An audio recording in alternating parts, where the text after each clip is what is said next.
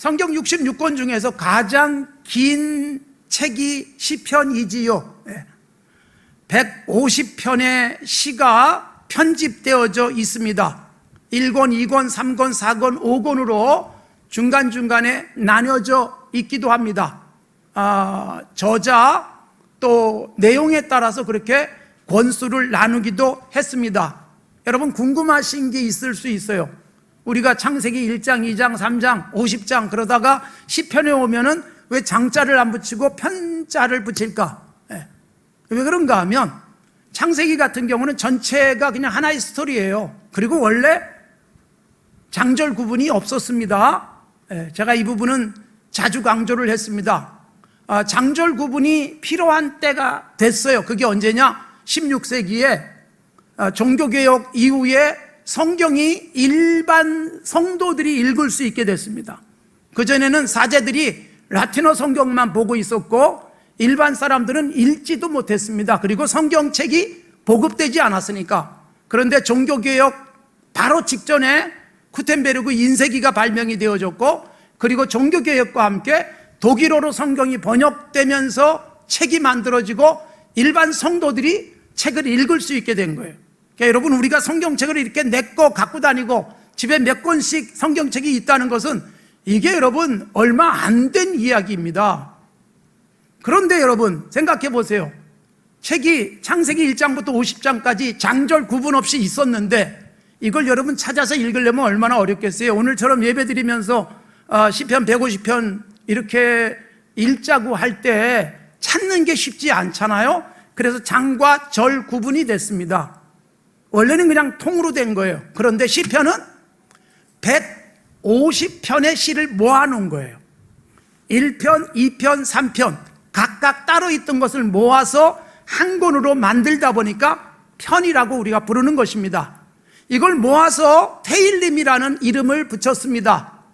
그 테일림은 무슨 뜻이냐? 히브리 사람들에게 찬송입니다. 노래입니다. 그리고 그리스어로 번역되면서 살모이라는 이름을 붙이는데 그건 역시 현악 반주에 맞춘 노래라는 의미가 있습니다. 그래서 시편은 찬송입니다. 예수님께서 이 땅에 계시는 동안에 찬송했다는 기록이 딱 한 번 나옵니다. 마태복음 26장, 그리고 똑같은 사건을 기록하고 있는 마가복음 14장. 그러니까 예수님과 제자들이 찬송했다는 건 딱 한 번 나옵니다. 예수님이 마지막 만찬을 마치시고 기도하러 감람산에 가셔서 기도를 마치고 십자가에 매달리시는 거예요. 그런데 그때 찬미하면서 감람산에 가셨다 그렇게 되어 있어요. 그러니까 딱 한 번 나오는 찬송이 언제 부른 찬송이냐? 십자가 앞에 두고 고난을 앞에 두고 가장 무거운 일을 감당하기 직전에 찬송하신 것으로 되어져 있습니다. 그러니까 예수님의 찬송은 바로 이 시편에 있는 내용들을 찬송으로 불렀던 것이 히브리 사람들의 전통이었기 때문에 아마 시편의 가사를 가지고 노래하지 않았을까라고 생각이 되어집니다. 자, 여러분 시편은 그러기에 찬송입니다. 그리고 우리가 지금 부르는 찬송 중에도 시편의 가사를 가지고 만들어진 찬양이 있습니다. 찬송이 있습니다. 눈을 들어 산을 보니 도움 어디서 오나, 이거 시편에 있는 가사를 그대로 찬송가로 바꾼 것입니다. 그래서 어떤 분들은 진정한 찬송은 시편만 가지고 해야 된다 그러는 분도 계시지만 굉장히 편협한 생각이고, 저는 오늘 제목도 그렇게 잡았어요. 나의 노래를 부릅시다. 그래서 누구나 감동받고 경험한 것을 시로 쓰고 그것을 노래로 만들어서 부를 수 있다면 얼마나 좋겠는가. 내 노래, 내 인생 속에서 경험한 것을 가지고 하나님을 고백도 하고 찬송도 하고 내 스스로도 힘을 얻을 수 있는 그런 노래를 만들다면 얼마나 좋겠습니까? 시편 전체가 경험, 체험한 것을 간증하듯 고백한 것입니다. 그래서 시편은 경험이 없으면 쓸 수 없는 내용들이에요.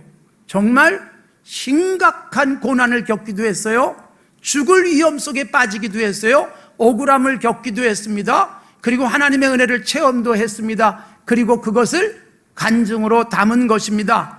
의인에게 고난이 많으나 여호와께서 모든 고난에서 건지신다. 시편 34편에 그렇게 기록되어져 있습니다. 시편 119편, 고난당하기 전에는 내가 잘못된 길을 갔는데 고난 후에 말씀을 지킵니다. 이런 고백들은 체험을 통해서 나오고 있는 것입니다. 우리의 삶 속에서도 여러분 좋은 체험의 글들을 많이 남겼으면 좋겠어요. 여러분, 내가 쓴 글을 우리 자녀들이 읽으면서 우리 아버지가 이렇게 사셨구나, 우리 어머니가 참 존경스럽다, 자랑스럽다, 글을 쓰면 얼마나 좋겠습니까? 일기도 남기고 또 말씀을 통해서 묵상하고 그 묵상한 것을 기록으로 남기는 것도 굉장히 좋은 일입니다. 우리 딸아이가 3년 동안 고등학교 다니면서 아침마다 큐티 시간을 학교에서 가졌는데 그 노트를 제가 본 적이 있습니다. 그 노트를 보면서 노트 자체만으로도 제가 참 은혜를 받았어요. 매일 아침마다 말씀을 묵상하면서 하루를 시작했다는 것, 이게 얼마나 복된 모습일까? 내용 속에서 더 큰 은혜가 됐습니다. 여러분, 내 글이 누군가에게 감동을 줄 수 있다면, 그리고 내가 쓴 그 인생의 체험을 통해서 기록한 내용들이 나의 삶의 노래로 불려질 수 있다면 얼마나 좋겠습니까? 그래서 시편은 시를 쓴 분들이 인생의 경험과 고백을 담아서 남긴 것들이 모아진 책입니다. 이 중에 가장 많은 시를 남긴 분이 다윗입니다. 시편 150편 중에 절반을 그가 기록한 것으로 되어 있습니다. 정확하게는 73편으로 되어 있지만 다윗이 쓴 시라는 표제가 붙지 않았는데도 다윗이 쓴 시도 있을 수 있어요. 실제로 여러분, 사도행전에 이 다윗이 쓴 시라는 표시가 안 돼 있는 시를 다윗의 것으로 묘사해 주기도 합니다. 그게 시편 2편의 경우입니다. 표제가 안 붙었지만 사도행전 4장에서는 다윗의 시라고 인용을 하고 있습니다. 다윗이 많은 고난을 겪었어요. 근데 여러분, 고난은 하나님 체험이었어요. 다윗이 힘든 시간을 많이 가진 것은 하나님을 더 많이 경험한 것이었습니다. 사망의 음침한 골짜기를 그는 다녀야 됐지만 사망의 음침한 골짜기에 들어가 보니 하나님이 이런 분이군요, 여기도 계시네요, 이런 체험, 이것을 시 속에 담은 것이죠. 그게 시편 23편이지 않습니까? 그래서 다윗이 많은 시를 썼습니다. 아삽의 시, 고라 자손이 보관한 것으로 보이는 시, 솔로몬의 시, 모세의 한 편밖에 없는 시, 헤만, 에단 등의 시들이 있습니다. 모든 시들은 그렇게 하나님을 경험하고 기록으로 남긴 것, 이걸 모아놓은 것이고, 그래서 이 시들의 전체적 성격은 뭐냐 하면 찬송이에요. 할렐루야, 여호와를 찬양하라는 의미지 않습니까? 오늘 우리가 읽은 150편이 마무리가 호흡이 있는 자마다 여호와를 찬양하라, 할렐루야로 끝나고 있는데 시편 전체가 찬송이라는 것입니다. 정말 힘들고 어려울 때 스스로 찬양을 권면해요.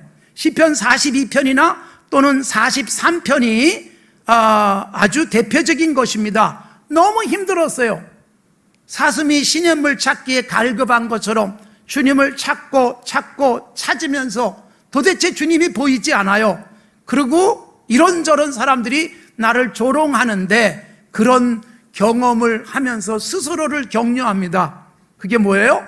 내 영혼아 어찌하여 낙심하니? 내가 나를 격려하는 거예요. 그러면서 하나님께 소망을 두자.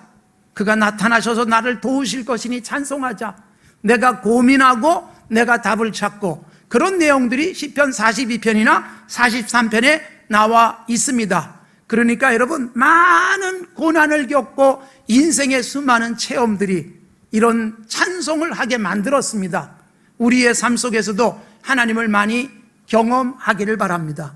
책에서 읽기만 하는 것이 아니라 삶의 현장에서 경험하는 것, 이게 여러분 힘들고 어려울 때 더 많이 경험을 하는 것임을 성경은 말하고 있습니다. 또 행복한 순간, 하나님이 이렇게 해주시는구나, 그 경험도 하는 것이지요. 자, 내용 전체를 보면 이렇게 되어 있습니다. 150편 시작이 뭐예요? 1편. 복 있는 사람은 악인의 꾀를 따르지 않고 죄인들의 길에 서지 않고 오만한 자의 자리에 앉지 않는다로 시작을 합니다. 그래서 시편은 딱 펼치자마자 뭐가 복 있는 사람인가, 어떤 사람이, 이걸 우리에게 생각하게 해줍니다. 우리는 여러분 오래 살고 병에 걸리지 않고 자녀가 잘 되고 돈도 많이 벌면 복이라고 생각하지만 성경이 분명히 그걸 복의 내용으로 말하고 있지만 진정한 복은 선악을 분별할 줄 아는 거예요. 돈이 생기는데 이 길로 가면 안 돼. 내 마음속에서 양심이, 내가 읽고 묵상했던 성경이 그렇게 말하기 때문에 거절할 수 있으면 그게 복이에요. 돈을 많이 벌어서가 복이 아닙니다. 한국 교회 안에 굉장히 많이 심각한 잘못된 복의 개념, 수단과 방법을 가리지 않고 돈 벌어서 11조 많이 하면 복이라고 말하지 않습니다, 성경은. 그런데 그렇게 인식되는 경우들이 있어요. 분명히 힘든 길인데 옳은 길이기 때문에 갈 수 있다면 그게 진짜 복이다. 내가 하나님 앞에서 건강한 선택을 하는 바람에 좀 늦어지는데 내가 이런 선택을 할 수 있는 게 너무 기쁘면 복이에요. 그렇게 되면 삶 속에 뒤따르는 복의 열매들이 많이 있다라고 말하고 있는 것입니다. 그래서 복의 개념을 정확하게 정리해야 합니다. 그렇게 살면, 즉 죄인의 길에 악인들의 꾀를, 그리고 오만한 자의 자리 함께하지 않으면, 그러면 마치 어떤 사람이냐, 시냇가에 심은 나무처럼 될 것이다. 그래서 계절마다 열매도 이파리는 푸릇푸릇한 삶을 살게 된다. 승승장구하면서 높은 자리에 올라가는 길이 아니라 복된 길 가다가 마무리가 찬송으로, 그래서 많은 사람들이 찬송하면서 가는 내 모습을 보면서 천국이 있구나, 이렇게 생각할 수 있다면 얼마나 복 있는 인생을 산 것이겠습니까? 시편은 우리에게 그걸 보여줘요. 그러니까 여러분, 복 있는 사람은 이런 길을 가는데, 이런 길을 가다 보니까 너무나도 힘든 일은 많았다. 그런데 결말은 뭐예요? 늘 찬송, 하나님께 영광, 하나님의 하신 일을 간증. 그러다가 마무리, 호흡이 있는 자마다 숨을 쉬고 있다면 찬송하라. 그래서 우리가 찬송에 익숙해져야 하는 것임을 강조하고 있습니다. 시편에 여러 종류의 시들이 있습니다. 대표적인 시가 교훈이 될 만한 시인데, 오늘 제가 이미 말씀드린 1편 같은 경우, 복 있는 사람은 어떤 사람인가, 여러분 어린 시절에 줄줄 외습니다. 그래서 이것은 제가 지금까지 살아오면서 가슴속에 남아있어요.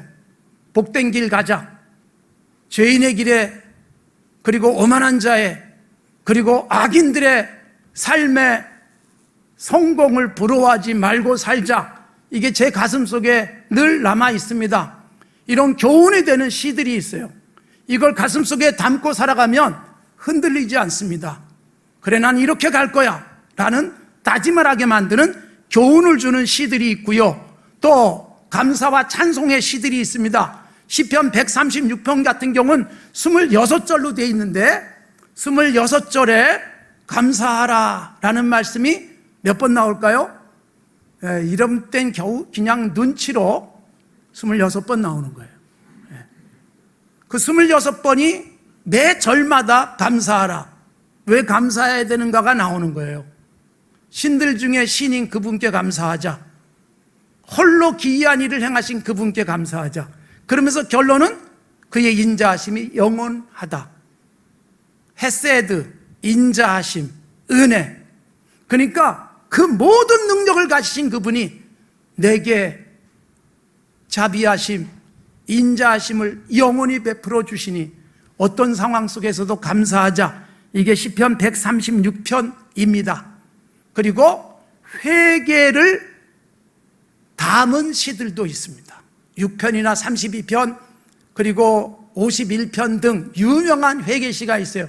그 중에 51편 같은 경우 다윗이 심각한 죄를 짓고 하나님께 고백합니다.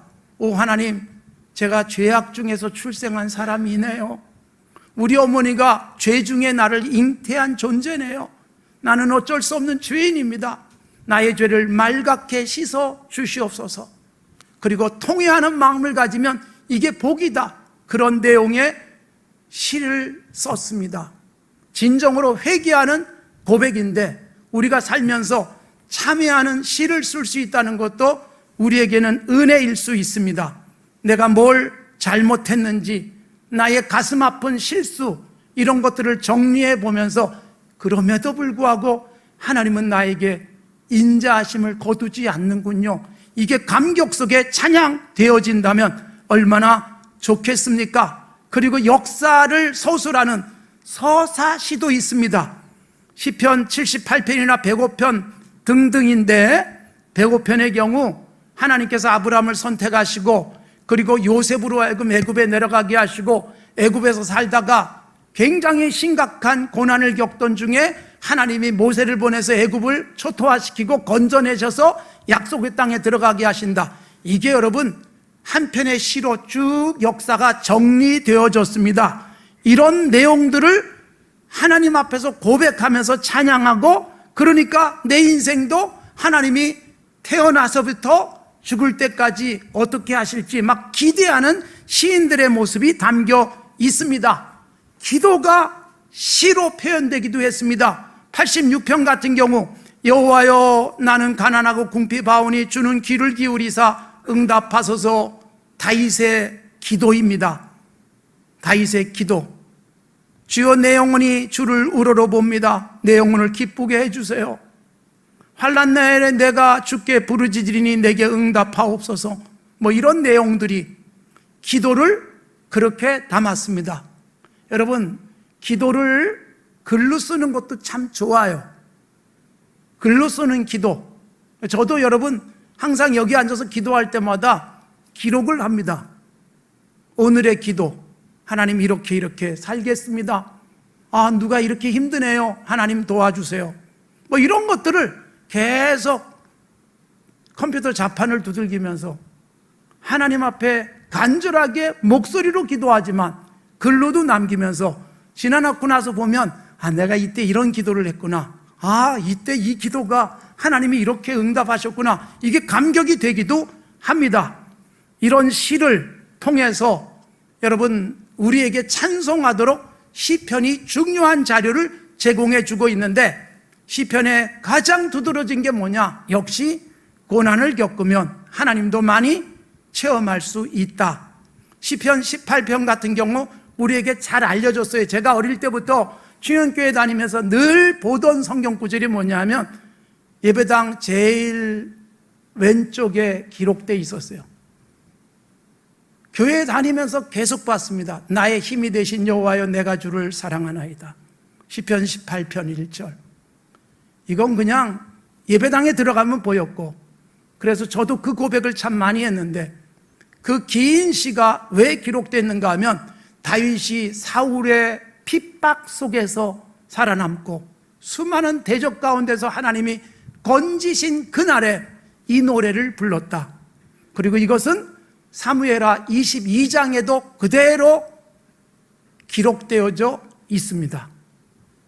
수많은 고난 속에서 하나님을 경험하면서 하나님은 내 반석이고 요새고, 하나님은 내가 피할 바위시고, 하나님은 나를 돕는 자시고, 하나님에 대한 서술이 어마어마해요. 그러니까 여러분, 우리의 인생의 많은 어려움은 하나님이 이런 분이구나, 그리고 또 다른 어려움을 겪으면서 하나님이 이런 일도 하시네, 이런 경험들이 이 속에 담기는 것입니다. 시편 34편은요 사울을 피해서 도망 다녀야 되는 고난의 시간 중에 다윗이 블레셋으로 망명을 해요. 근데 여러분, 다윗이 블레셋의 장수였던 골리앗을 쳤던 사람이잖아요. 블레셋으로 망명해가지고 블레셋 왕의 보호를 받는 중에 알아본 사람이 있는 거예요. 저게 다윗이라는 인간이라고, 우리 골리앗을 친 사람이라고. 그래가지고 자기 신분이 들통나는 바람에 다윗이 어떻게 하는가 하면요, 미친 척 합니다. 침을 질질 흘리면서 벅을 벅벅 긁으면서, 그래서 정신병자로 그렇게 위기를 모면합니다. 그 상황 속에서 쓴 시가 나옵니다. 거기에서 제가 앞에서 인용했던 의인은 고난이 많으나 여호와께서 모든 고난에서 건지시도다 라는 고백을 한 거예요. 시편 3편은 다윗의 가장 처절한 고통이 그 속에 담겨 있어요. 그런데 가장 큰 확신도 거기 있습니다. 시편 3편이 여러분 가장 다윗의 생애에서 부끄럽고 감당하기 어려운 어려움을 겪었을 때요. 그게 뭐냐면 아들 압살롬에게 피해서 도망갈 때 너무 처절해서 세상에 아들이 자기 죽이겠다고 칼을 드는데 왕이 신발도 못 신은 채 도망 나왔어요. 자기를 따르는 신하들이 있는데 아들은 자기를 죽이겠다고 너무 부끄러워가지고 얼굴을 가리우고 도망을 가는 거예요. 거기서 쓴 시가 어찌 내게 대적이 이렇게 많습니까? 그러면서 대적들은 너는 하나님이 도와주지 않는구나 조롱도 합니다. 그러나 다윗은 이내 이렇게 고백합니다. 여호와여 주는 나의 방패시요 영광이요 머리를 드는 분입니다. 그러니까 여러분 아무리 나를 치는 자가 많아도 하나님이 방패가 되세요. 그리고 하나님이 결국 영광을 회복시켜 주시고 내가 지금 고개를 숙이고 머리를 들지 못하고 가는데 머리를 들게 하시는 분입니다.